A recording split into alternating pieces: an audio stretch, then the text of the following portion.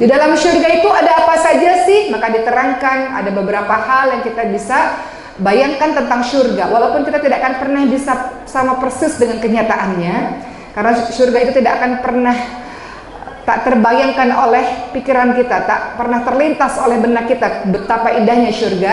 Namun Allah memberikan gambaran-gambaran mengenai surga. Beberapa di antaranya dalam surah Al-Hijr ayat ke-48. Dalam surah Al-Hijr ayat 48 Allah memberikan gambaran surga. A'udzubillahi minasyaitonirrajim. Kata Allah, la yamassuhum fiha nasabun wa ma hum minha bimukhrajin. Mereka tidak pernah merasa lelah di dalamnya, dan mereka sekali-kali tidak akan dikeluarkan daripadanya. Di surga tidak ada lelah, tidak ada capek, tidak seperti di dunia. Di dunia ini kita capek, ya Allah, ujian datang bertubi-tubi, ya Allah, capek dengan keadaan ini. Di surga tidak ada capek dan tidak akan dikeluarkan daripadanya selama-lamanya, kekal di dalam surga selama-lamanya. Sebagaimana pada saat itu malaikat Jibril mengirimkan salam kepada Siti Khadijah melalui Nabi Muhammad. Kata malaikat Jibril, sampaikan salam dari Allah dan dariku untuk Siti Khadijah, dan katakan kepada Siti Khadijah, Allah telah membuatkan rumah di surga untuknya, di mana di sana tidak ada kebisingan, tidak ada kepayahan lagi. Kenapa? Karena Siti Khadijah selama di dunia ada kebisingan, ya, ada susah dalam menjalankan hidup karena dakwah itu tidak mudah. Selalu sunatullah begitu, setiap orang yang menjalankan dakwah, menyampaikan firman Allah pasti tidak mudah. Mudah nggak? Nggak mudah. Pasti ada orang-orang yang mencoba untuk menghalangi atau yang tidak setuju dan sebagainya, tidak mudah, ya.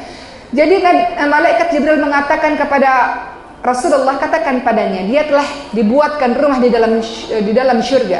Tidak ada kebisingan lagi, tidak ada kepayahan lagi di dalam surga tersebut. Karena selama di dunia dia payah, dia susah, dia mengalami kesulitan-kesulitan Siti Khadijah. Namun di dalam surga tidak ada lagi kesusahan itu. Jadi untuk kita semua, teman-teman sekalian, hendaknya seorang mukmin, nasihat untuk saya, ibu-ibu semua, di sini banyak guru-guru saya juga. Dalam kehidupan kita ini silih berganti ujian tak pernah berhenti. Ada yang Allah uji dengan ekonomi, bener nggak Bu? Ekonomi itu ujian dahsyat juga loh. Kakak beradik bisa bertengkar karena ekonomi. Orang tua dan anak bisa bertengkar karena ekonomi. Suami istri bisa bercerai karena ekonomi. Pernah seseorang bercerita kepada saya juga sampai menangis. Seorang ibu bercerita kepada saya, anak-anaknya saling bertengkar satu sama lain karena ekonomi. Kamu kan seharusnya bisa bantu, mamah misalnya bisa bantu ayah. Tapi kenapa aku harus terus yang bantu tuh aku terus? Harusnya kamu dong, kamu kan yang banyak uangnya. Jadi kakak beradik saling bertengkar karena masalah ekonomi misalnya. Banyaklah ya ujian Allah karena masalah ekonomi. Ujian Allah karena sakit. Di antara kita banyak yang diuji dengan sakit, betul ya Bu? Ibu saya diuji dengan penyakit autoimun, kulitnya melepuh.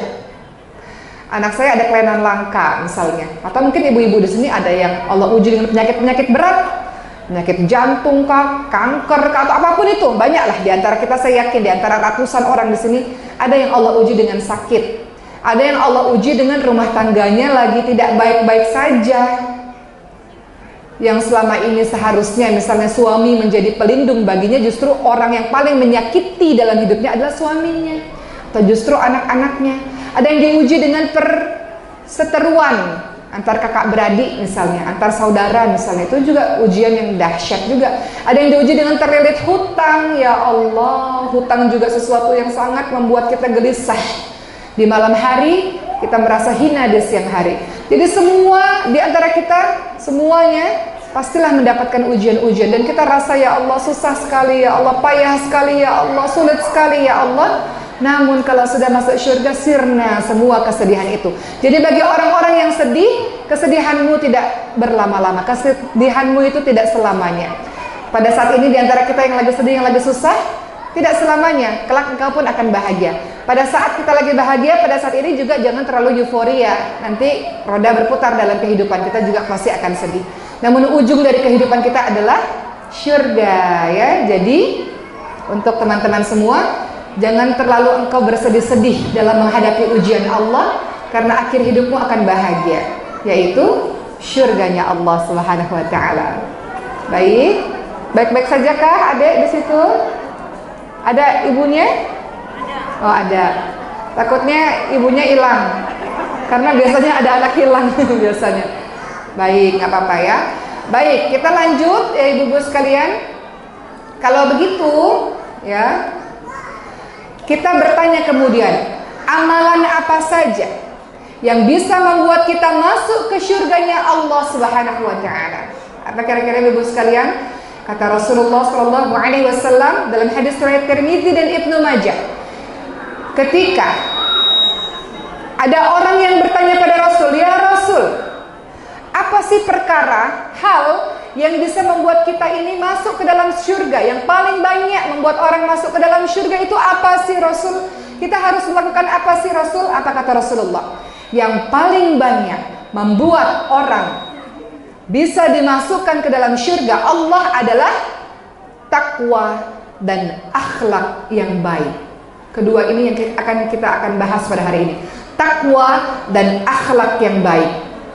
Kemudian seseorang itu bertanya lagi, kalau begitu apa yang paling banyak membuat orang masuk ke dalam nerakanya Allah?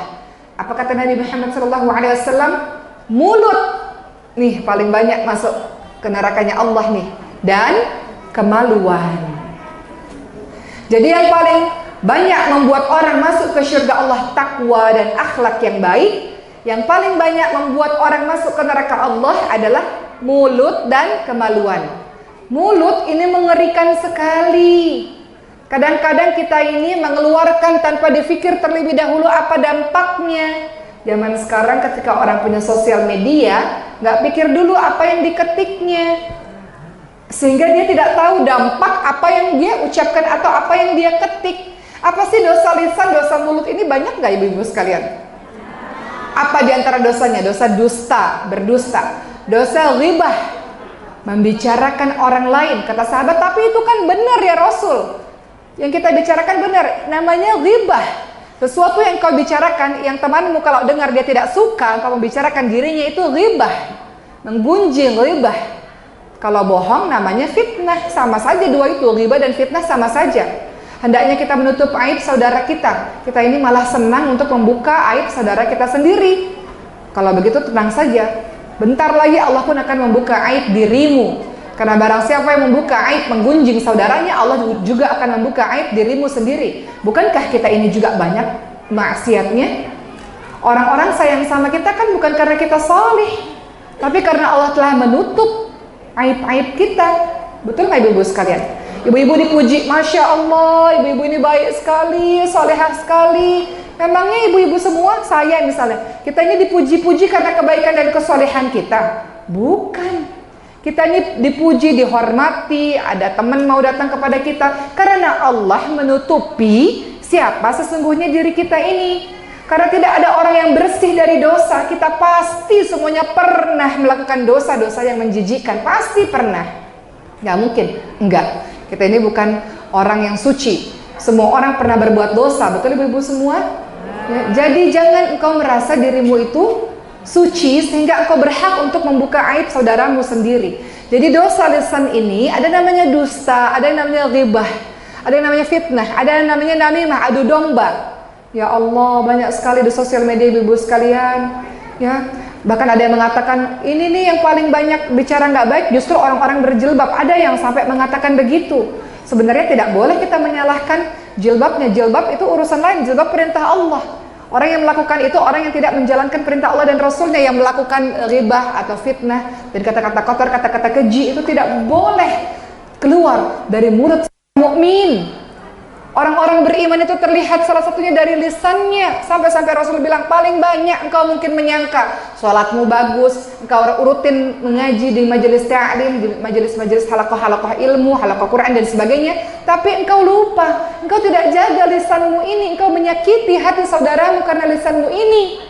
Kan ada yang bertanya pada Rasul, tetanggaku itu ibadahnya bagus, sholatnya, Qurannya semuanya bagus, namun kalimatnya, lisannya menyakiti tetangganya. Kata Rasul, dia ahli neraka.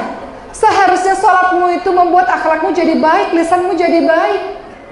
Seharusnya pengajian yang engkau datangi rutin itu membuat akhlakmu menjadi baik.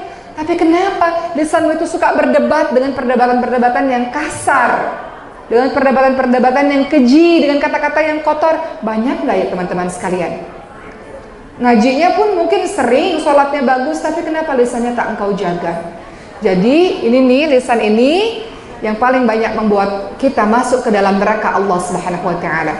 Maka banyaklah kita minta ampun kepada Allah atas lisan yang tak terjaga. Maka Rasul katakan, man kana yu'minu billahi wal yaumil akhir falyakul khairan aw liyasmut. Barang siapa yang beriman kepada Allah dan hari akhir, hendaklah dia berkata-kata yang baik atau dia diam. Semua perkataan seorang mukmin itu baik. Kalau engkau bicara, pastikan bicaramu itu baik.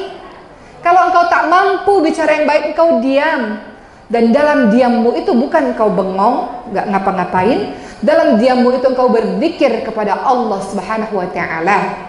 Berzikir mengingat Allah dalam semua keadaan. Subhanallah walhamdulillah wala ilaha illallah Allahu akbar astaghfirullahal azim la haula wala quwwata illa billah. Berzikir kepada Allah, mengingat Allah. Jadi seorang mukmin ini ada sebuah amalan yang sebenarnya di sisi Allah itu tinggi nilainya, namun kita jarang melakukannya, yakni berzikir kepada Allah Subhanahu wa taala. Lisan kita ini kita hiasi dengan zikir kepada Allah Subhanahu wa taala.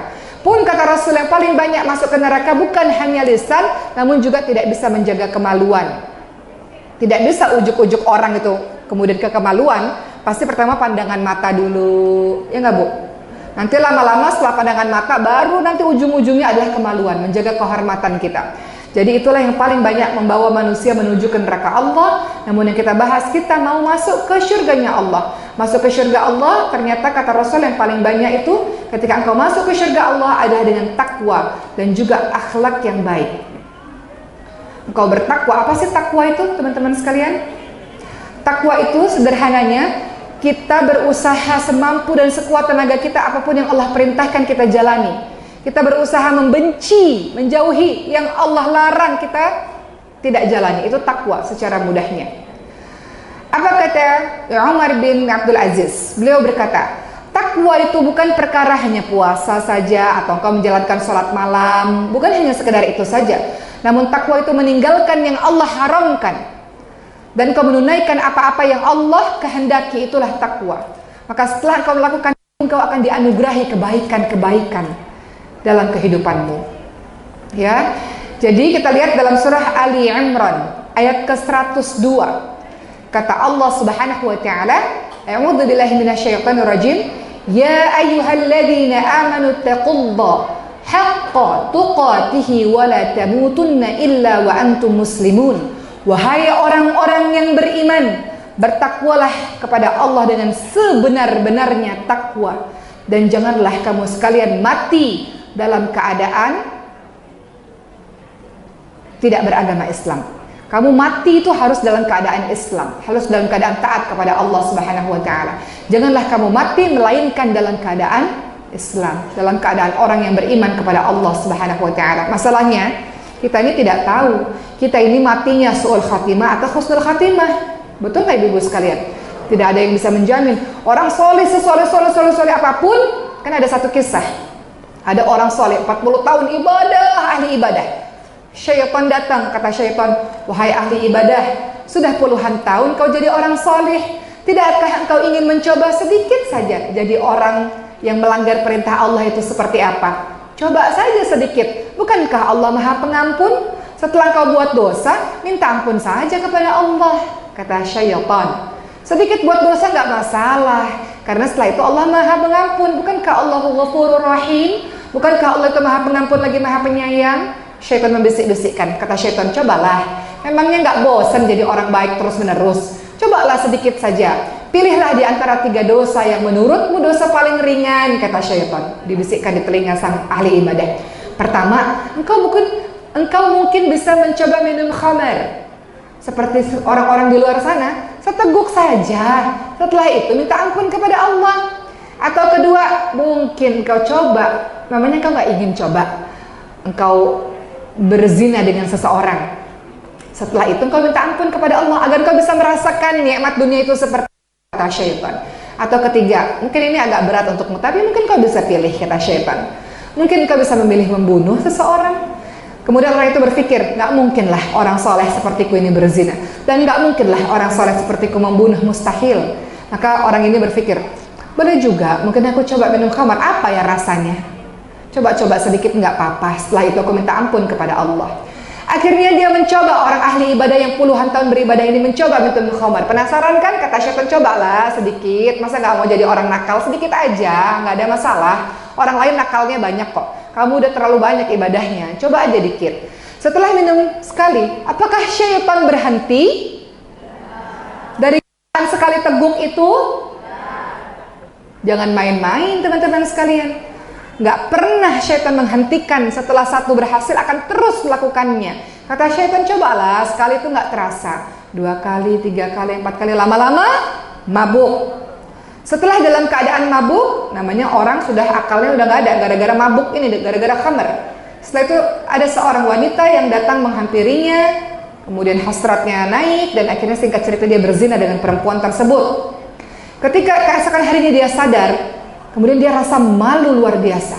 Bagaimana mungkin seorang saleh sepertiku akhirnya bisa melakukan sebuah hal yang tidak pernah kubayangkan sebelumnya.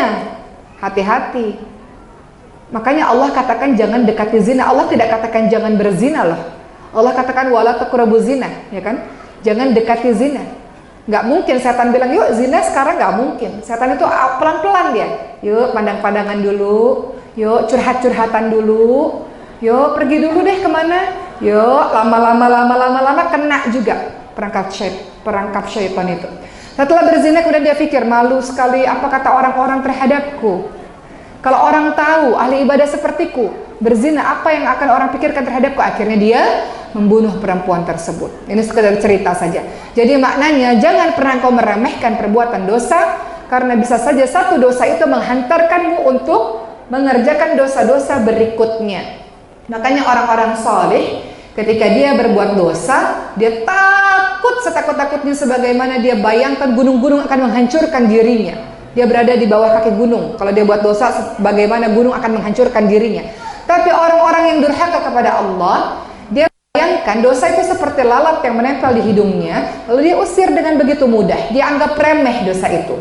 Maka teman-teman sekalian, janganlah kita meremehkan dan menganggap kecil sebuah perbuatan dosa. Dari satu dosa itu akan merembet ke dosa-dosa berikutnya.